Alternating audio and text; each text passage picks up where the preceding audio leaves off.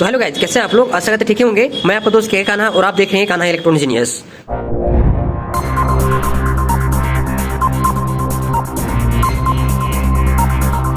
तो फ्रेंड्स, जैसे कि आप स्क्रीन पर देख पा रहे होंगे, आज मेरे पास माइक्रोटेक का इन्वर्टर रखा हुआ है।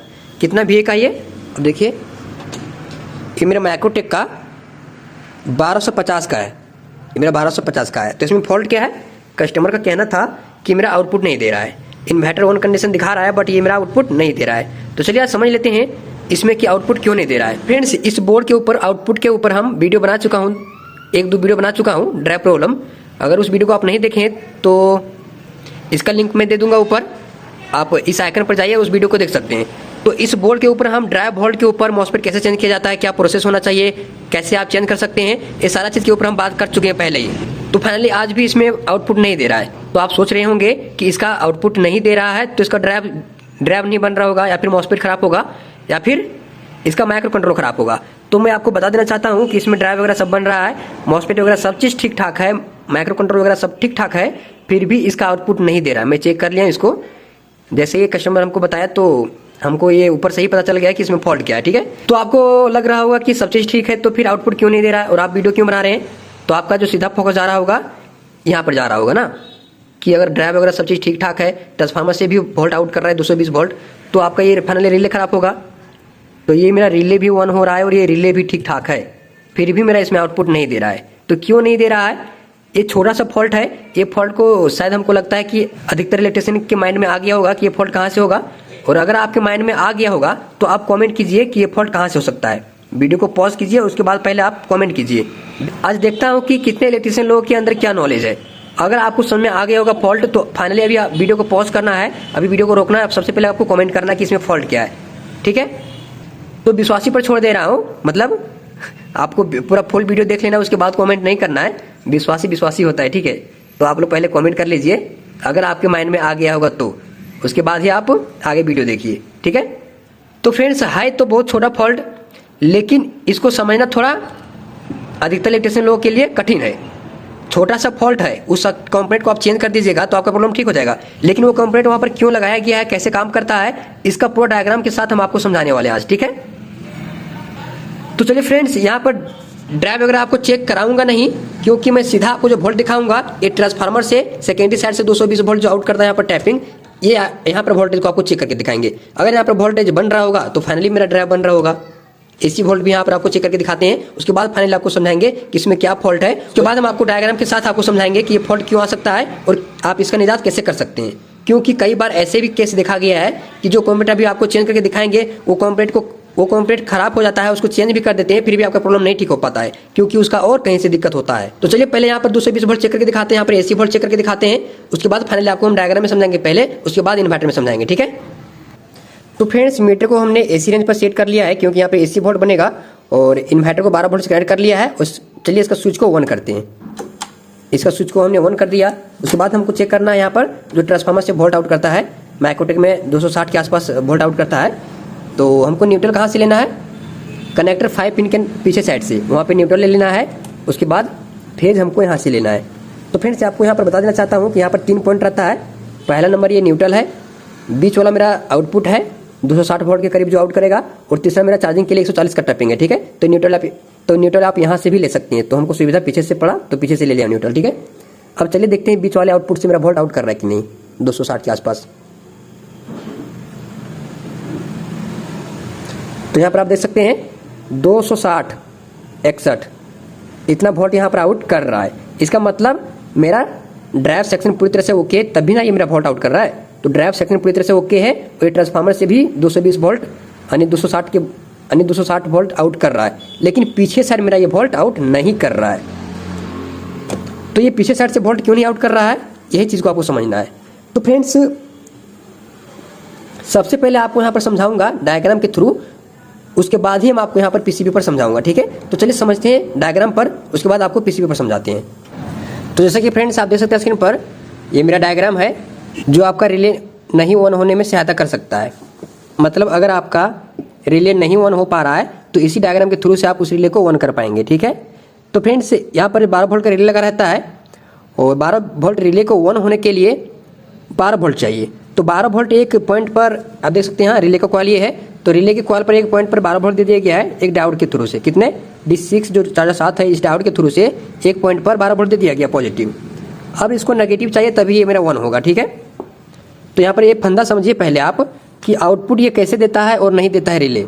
अगर रिले 1 होगा तभी आपका आउटपुट देगा, रिले नहीं 1 होगा तो आपका आउटपुट नहीं देगा। तो न्यूट्रल मेरा ये है और 200 का टैपिंग ये है। तो ट्रांसफार्मर से जो 200 आउट मिलता है यानी 260 के करीब, यहाँ पर 200 ही लिखा रहता है बट 260 मिलेगा यहाँ पर, ठीक है। तो ये 260 आप देखिए ये मेरा NO पर आ गया है, ठीक है। ये मेरा पोल है, ये NO है और ये NC है, मतलब ऑफ कंडीशन में मेरा जो कनेक्शन रहता है पोल से, इसका कनेक्शन इसके साथ रहता है। रिले जब ऑफ रहता है तो जब रिले ऑफ रहता है तो पोल का कनेक्शन इसके साथ रहता है। जैसे इसको 12 वोल्ट मिलता है वैसे ही पोल का कनेक्शन इसमें आ जाता है। तो रिले जब तक नहीं ऑन होगा तब तक यहाँ पर जो इसके माध्यम से 260 वोल्ट आ रहा है यहाँ पर NO पर, वो यहाँ पर पोल पर नहीं आएगा, और पोल पर नहीं आएगा तो इधर आउट नहीं होगा, OL आउटपुट आउटलाइन। तो रिले ऑन होगा तभी पोल का कनेक्शन NO से हो पाएगा, और ये 260 को यहाँ पे आएगा, और ये 260 इसके बाद LO पर आउटलाइन यहाँ पे निकालेगा पीछे सॉकेट पर, ठीक है। तो फ्रेंड्स यहाँ पर ये फंदा समझिए कि मेरा यहाँ पर रिले ऑन कैसे होता है। पॉजिटिव तो मिल गया, पॉजिटिव तो हमको मिल गया, अब चाहिए हमको नेगेटिव। तो नेगेटिव कहाँ से मिलेगा? ये ट्रांजिस्टर के थ्रू से, Q6 जो TCNR 100 है ये Q6 के थ्रू से मिलेगा। तो ये Q6 ट्रांजिस्टर काम कैसे करता है? आप देख सकते हैं यहाँ पर ये मेरा मेन माइक्रो कंट्रोल है। जब आप स्विच को ऑन करते हैं इन्वर्टर का तो मेरा पिन नंबर 23 से एक पल्स आउट होता है। कितना? 4.5 वोल्ट निकलता है यहाँ से। जब आप स्विच को ऑन करते हैं तो पिन नंबर 23 से 4.5 वोल्ट आउट होता है। उसके बाद एक रेजिस्टेंस लगा हुआ है यहाँ पर 2K2, इस रेजिस्टेंस के थ्रू से यहाँ पर आता है वोल्ट ड्रॉप होकर। कितना? 0.7 वोल्ट हो जाएगा यहाँ पर। इसके आउटपुट में मेरा 0.7 वोल्ट हो जाएगा, ठीक है। ये मेरा जो वोल्ट मिलेगा वो यहाँ पर मिलेगा, यहाँ पर नहीं मिलेगा। ये वोल्ट आपको 4.5 वोल्ट यहाँ पे मिलेगा, ठीक है। तो 4.5 वोल्ट ये आउट किया। इसके बाद ये रेजिस्टेंस और ये रेजिस्टेंस, ये दोनों रेजिस्टेंस मिलकर वोल्ट को ड्रॉप करके इसके बेस पर 0.7 वोल्ट के करीब देता है, ठीक है। 0.7 वोल्ट कैसे मिला? ये ग्राउंड से कनेक्ट है R3010K का, और यहाँ पर 29 पर 2K2, ये दोनों रेजिस्टेंस के थ्रू से इसके बेस पर 0.7 वोल्ट मिलता है। और आपको पता होगा कि कोई भी NPN ट्रांजिस्टर ऑन होने के लिए 0.7 वोल्ट काफ़ी होता है। तो 0.7 वोल्ट इसको मिल गया, ये ऑन हो गया। इसका मतलब एक एमीटर का ग्राउंड कलेक्टर से आउट करने लगेगा। जैसे इसके बेस पर 0.7 वोल्ट मिला वैसे ही एमीटर का ग्राउंड कलेक्टर से आउट करने लगा, और ये ग्राउंड यहाँ पे आया तो सीधा इसके पॉइंट पर आया, रिले के पॉइंट पर। तो पॉजिटिव तो पहले से ही मिला रहता है और नेगेटिव मिल गया ये ट्रांजिस्टर के थ्रू से। कब? जब इसके बेस पर 0.7 वोल्ट मिला तब। और ये 0.7 वोल्ट कब मिला? पिन नंबर 23 से मिला, रिले को स्विच को ऑन करने के बाद। उसके बाद फाइनली मेरा ये रिले ऑन होता है और पोल का कनेक्शन NO से होता है, ठीक है। अगर आपका ड्राइव वोल्ट वगैरह सब चीज़ ठीक ठाक है तो आपका यहाँ पर 260 आके मौजूद रहेगा। जब तक आपका ये रिले नहीं ऑन हो जाता है तब तक ये NO का कनेक्शन 260 का वोल्ट पोल से आउट नहीं करेगा, ठीक है। तो ये फंदा होता है। तो अगर आपका ये रिले नहीं ऑन हो पा रहा है तो ये ट्रांजिस्टर को चेंज करें। ट्रांजिस्टर जब तक ये ग्राउंड आउट नहीं करेगा तब तक आपका रिले नहीं ऑन होगा। तो ये ट्रांजिस्टर भी सही है, 0.5 वोल्ट भी आउट कर रहा है पिन नंबर 23 से, फिर भी आपका रिले नहीं ऑन हो पा रहा है, तो आपका पॉजिटिव मिस है। पॉजिटिव मतलब D6 आपका शॉर्ट हो गया होगा या फिर ओपन हो गया होगा। शॉर्ट होगा तो फिर भी ऑन होगा, लेकिन ओपन हो जाता है ज़्यादा कंडीशन में। अगर ये सारा चीज़ कंपोनेंट सही है तो आपका रिले का कॉइल जो अंदर से वाइंडिंग रहता है वो हीट हो गया है और सही से मैग्नेट नहीं बना रहा है और आपका रिले नहीं ऑन हो रहा है। तो रिले उस पीरियड में चेंज कीजिए, आपका प्रॉब्लम ठीक हो जाएगा। तो चलिए फ्रेंड्स फिर समझते हैं हम आप PCB पर।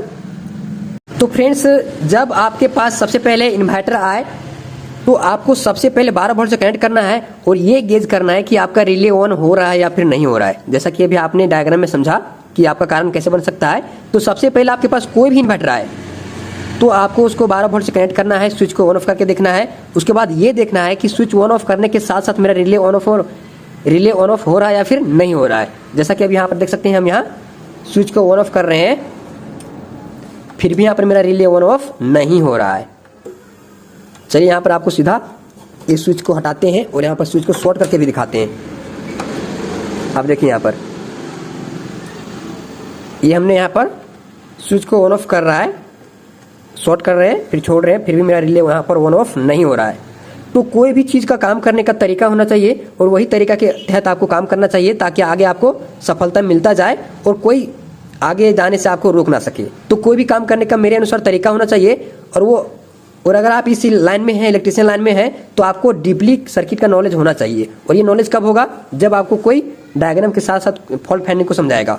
तो फ्रेंड्स, मैं कोशिश करता हूँ कि जितने सारे फॉल्ट आपको समझाते हैं, आप लोगों को समझाते हैं, वो सारा फॉल्ट डायग्राम के साथ ही समझाने का प्रयास करता हूँ। बाय चांस मेरे पास टाइम नहीं रहता है, तभी मैं आपको केवल फॉल्ट को ठीक करके दिखाता हूँ, अन्यथा डायग्राम तो मेरे रहते ही रहते हैं सब वीडियो में। तो फ्रेंड्स, मेरी वीडियो से अगर आपको कुछ भी सीख मिलता है, थोड़ा सा भी नॉलेज होता है, तो प्लीज़ आप मेरे चैनल को सब्सक्राइब करें और आइकन को प्रेस कर लें और अपने दोस्तों के पास भी शेयर करें। अगर आपका कोई इलेक्ट्रीशियन लोग दोस्त है तो उसके पास भी ये वीडियो का लिंक शेयर करें, ताकि उनको भी नॉलेज आ पाए। ठीक है। और अगर आपको कोई सुझाव है, अगर किसी फॉल्ट फाइंडिंग के ऊपर आपको वीडियो चाहिए, तो आप लोग कमेंट कीजिए नीचे। मैं कोशिश करूँगा आप लोग के कमेंट के अनुसार वीडियो बनाने का। ठीक है। तो चलिए इस पीसी को यहाँ खोलते हैं, उसके बाद आपको दिखाते हैं मेरा रिले ऑन क्यों नहीं हो रहा है। तो फ्रेंड्स, यहाँ पर देखिए, जो डायग्राम में हम लोग बात कर रहे थे Q6 लोकेशन पर जो ट्रांजिस्टर लगा हुआ है, ये वाला ट्रांजिस्टर। ठीक है। अब देखिए इसका क्या कंडीशन है। ये मेरा यहाँ पर आधा फट गया है। तो मैं साफ साफ बोल सकता हूँ इस कंडीशन में कि कहीं ना तो कहीं बिजली कड़कने से ही ये प्रॉब्लम हुआ है। बादल जब गरजती है तो ही इस कंडीशन का प्रॉब्लम हम लोगों को इन्वर्टर में देखने को मिलता है। या तो फिर आपका रेगुलेटर ख़राब हो गया, फ्यूज ख़राब हो गया, या फिर कोई ट्रांजिस्टर ख़राब हो गया जिससे कोई चीज़ ऑपरेट करवाया गया है। तो आपको साफ साफ आपको समझ जाना चाहिए उस पीरियड में कि कहीं ना तो कहीं ज़रूर गरज मलक हुआ है, बिजली कड़कने का ज़रूर शिकायत है। ठीक है। ये शिकायत तभी आता है जब आपका बादल गरजती है। ठीक है। तो यहाँ पर इस ट्रांजिस्टर को निकालना है जिसका नंबर TCNL 100 है। ध्यान रहे, यहाँ पर TCNL 100 ही डालना है। यहाँ पर आपका NPN ट्रांजिस्टर ही चलेगा। PNP ट्रांजिस्टर डालेगा तो आपका वर्क नहीं करेगा, क्योंकि सबका पिन डिटेल अलग है। ठीक है। तो इस ट्रांजिस्टर को यहाँ पर डालते हैं न्यू, उसके बाद देखते हैं मेरा रिले ऑपरेट होता है कि नहीं। और बाकी का कन्फ्यूजन आपको डायग्राम में तो दूर हो ही गया होगा। मेरा जो R29 के लोकेशन पर ट्रांजिस्टर लगा है, रेजिस्टेंस लगा हुआ, ये रेजिस्टेंस ये वाला है। और R30 के लोकेशन पर जो ग्राउंड से कनेक्ट है रेजिस्टेंस, ये वाला रेजिस्टेंस ये वाला है। ठीक है। 2 रेजिस्टेंस हो गया। उसके बाद मेरा इस ट्रांजिस्टर का जो एमीटर है वो ये वाला एमीटर है। ठीक है। ये ग्राउंड से कनेक्ट है सीधा, और कलेक्टर मेरा यहाँ से आउटपुट करवाया गया है। यहाँ से आउटपुट करवाया गया है, वो सीधा रिले के एक पॉइंट पर दिया गया है। और एक पॉइंट आपको पता ही होगा कि डायरेक्ट प्लस से कनेक्ट रहता है। यहाँ पर ही डायोड लगा रहता है, यहाँ से वोल्ट आउट करवा के डायरेक्ट इस रिले को दे दिया जाता है। और जब तक इसको माइनस नहीं मिलेगा तब तक ये रिले 1 नहीं होगा। जब 1 नहीं होगा तो NO का कनेक्शन पोल से नहीं हो पाएगा और आपको आउटपुट नहीं दे पाएगा। NO तक ही सीमित रहेगा आपका आउटपुट। पोल पर जब तक आउटपुट नहीं आएगा तब तक पीछे आपका आउटपुट नहीं देगा। तो आपको समझ में आ ही गया होगा डायग्राम में बाकी का। तो चलिए यहाँ पर इसको इंस्टॉल करते हैं और फिर देखते हैं मेरा रिले ऑन ऑफ होता है कि नहीं। तो फ्रेंड्स, यहाँ पर आपको दिखाई दे रहा होगा कि मेरा सेम वैल्यू का यहाँ पर लगा रहे हैं TCNL 100, सेम वैल्यू का ट्रांजिस्टर लगा रहे हैं यहाँ पर। आपके पास अगर ना हो सेम वैल्यू का तो आप 547 लगा सकते हैं। तो फ्रेंड्स, फाइनली यहाँ पर हमने जो ट्रांजिस्टर खराब था इसको निकाल के न्यू इंस्टॉल कर दिया है और 12 वोल्ट कनेक्ट कर लिया इसको। अब देखते हैं यहाँ पर जो मेरा रिले ऑन ऑफ नहीं हो रहा था वो ऑन ऑफ हो रहा है या फिर नहीं। अब ध्यान से सुनिएगा। ठीक है।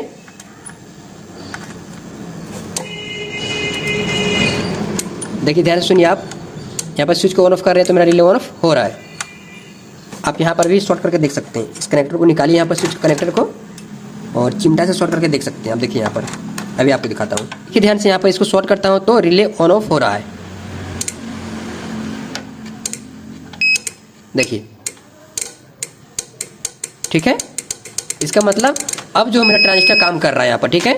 तो चलिए फ्रेंड्स, आप पीछे से हम देख लेते हैं कि मेरा आउटपुट दे रहा है या फिर नहीं। स्वाभाविक है मेरा रिले ऑन ऑफ हो रहा है और यहाँ पर 220 वोल्ट ट्रांसफार्मर 260 वोल्ट आउट कर रहा है, तो स्वाभाविक देगा ही देगा वोल्ट। अब देखिए 250 के करीब यहाँ पर वोल्ट आउट कर रहा है। ठीक है। तो चलिए फ्रेंड्स, आज के लिए इतना ही था। एक छोटा सा नॉलेज आप लोग को डायग्राम के थ्रू समझाने का प्रयास किए और आप लोग को थोड़ी सी भी हेल्प मिली होगी यहाँ से, तो चैनल को सब्सक्राइब कर लेना और लाइक शेयर कर देना। ठीक है। Thank you for watching video.